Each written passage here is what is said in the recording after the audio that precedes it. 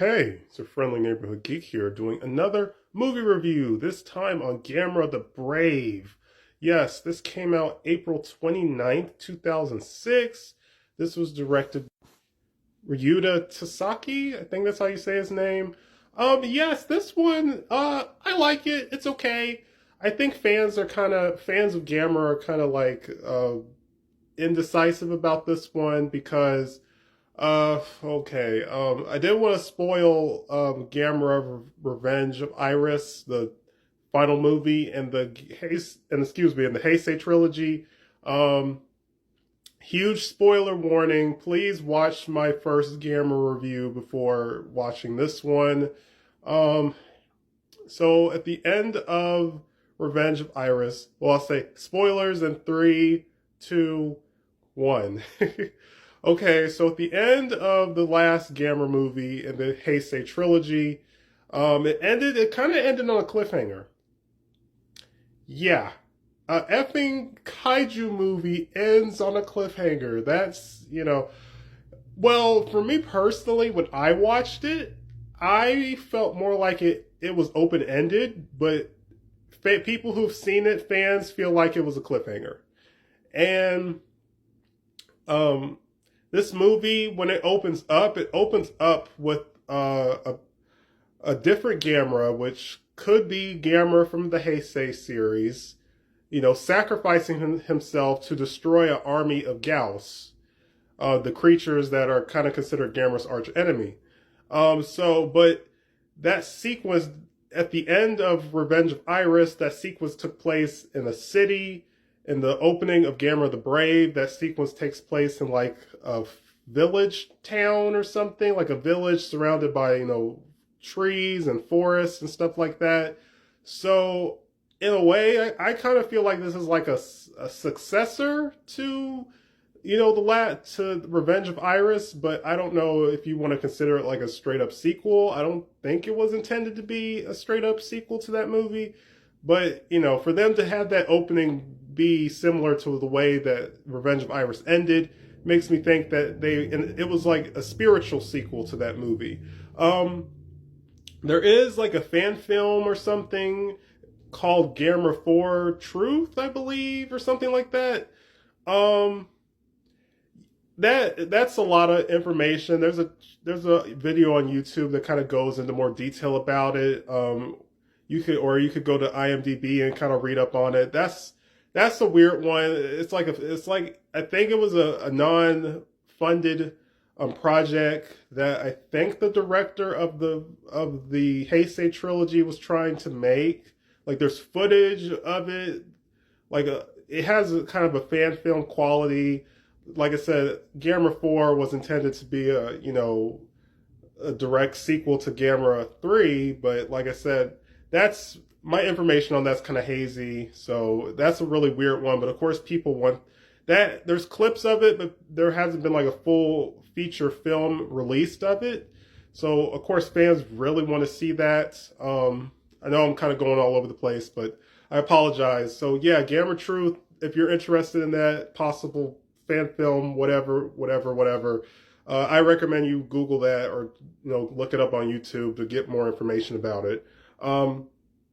There was a trailer in 2015, I believe, and everybody, was blown away. We thought we were getting another Gamera movie, but I think the project got canceled or something, and they tried to write it off as like testing, like they were, it was like a test for new software or something, or it was made for the anniversary of Gamera and nothing else, or something like that. So yeah, I don't know. But like I said, my last Gamera video, we're supposed to be getting like a new movie through Netflix and I think a series or something. And so Gamera's, they're trying to have Gamera make a comeback, which I think is great. He deserves a comeback. He's such an awesome, character, monster. Um, oh goodness. Oh, all over the place. Okay, so finally, what is Gamera the Brave about? Oh Lord. Okay. Oh, what is Gamera the Brave about? Well, like I said, the beginning opens up with a previous Gamera sacrificing himself to destroy an army of Gyaos. And then after that, some years pass. We meet our main character, who's this little boy. And his mom passed a couple years ago. I'm not sure if she was affected by the battle between Gamera and the Gauss, or if she just died of natural causes. I can't remember. So yeah, he's still kind of grieving and still trying to get used to not having his mom anymore, which is really sad. So it's just him and his dad. His dad, I believe, owns a restaurant. Um, so while with his friends, a couple of his friends, he finds an egg on the shore of the ocean, and he takes it home. He finds out it's a baby turtle. He names it, I think, Toto.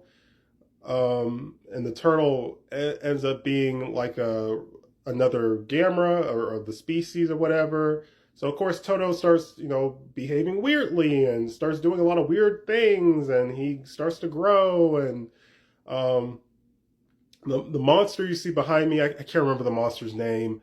I don't remember, because it's been a minute since I've seen Gamera the Brave. I don't remember if the monster just explained where he came from, or if it was just kind of like ambiguous, like he just kind of showed up causing havoc. I can't remember.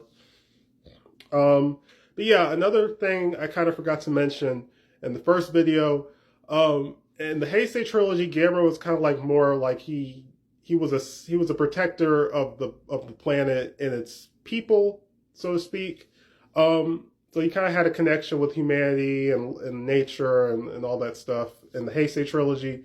But before that, in the original movies, like from the 60s, he was like a protector of children. So a lot of the movies were kind of more geared towards, children. So we would have main children characters who had like a bond or a connection with Gamera in those movies. So they kind of try to, reinvent that idea with Gamera the Brave, having the little boy adopt the Gamera as his pet, calling the turtle Toto, not knowing that Toto is one of the Gamera species or whatever in this storyline. So yeah, for what it is, it's cool. It's okay. I like it. I think people are just kind of like, because people were wanting a conclusion, a part 4 to the Revenge of Iris movie, and then we got this, and it's like, that's not really what we wanted to see, So I get it. It's just, but I feel like I said, this movie, it's still charming for what it is. I feel like if I saw this as a kid, as a kid who was into King Kong and Godzilla and giant monster movies, I think I would have liked this movie as a kid, like, 6, 7, 8 years old, probably, yeah, even 9 or 10 years old. I think I would have liked this movie. I can see the charm in it as a young adult, so, I like the cinematography, the cast, the children actors, they did good, it was cool. Where they filmed, I'm not sure what part of Japan or where exactly they filmed, but it was very cool, like seeing the ocean and, just how everything looks, cinematography, all that good stuff. So yeah, I recommend Gamera the Brave. Like I said, watch the Heisei trilogy, then check out Gamera the Brave, and then check out the older movies if you're interested. So yeah. It's just, like I said, it's really sad. This was the last Gamera movie, officially. 2006. Yeah, so what, 15 years ago? 15, 16 years ago? So yeah, Gamera's long overdue for a return. Another piece of trivia, there was a video game. I don't remember what studio developed it. There was a video game for the PS1. It was kind of like an on-rail shooter. So you played as like these soldiers that were like part of like a Earth Defense Force type of thing, and they're working alongside with Gamera to fight off, I think, Gauss and other creatures. So you don't get to play as Gamera. He's more of like your ally. He helps you in battle, but you don't get to play as him. Gamera only got one game, and you don't play as him. So that kind of sucks, but it's a fun game. It still holds up. So if you're interested, yeah, check that out. But that's kind of all I have to say for Gamera at the moment. Maybe I'll try to do some more Gamera reviews down the road. Yeah.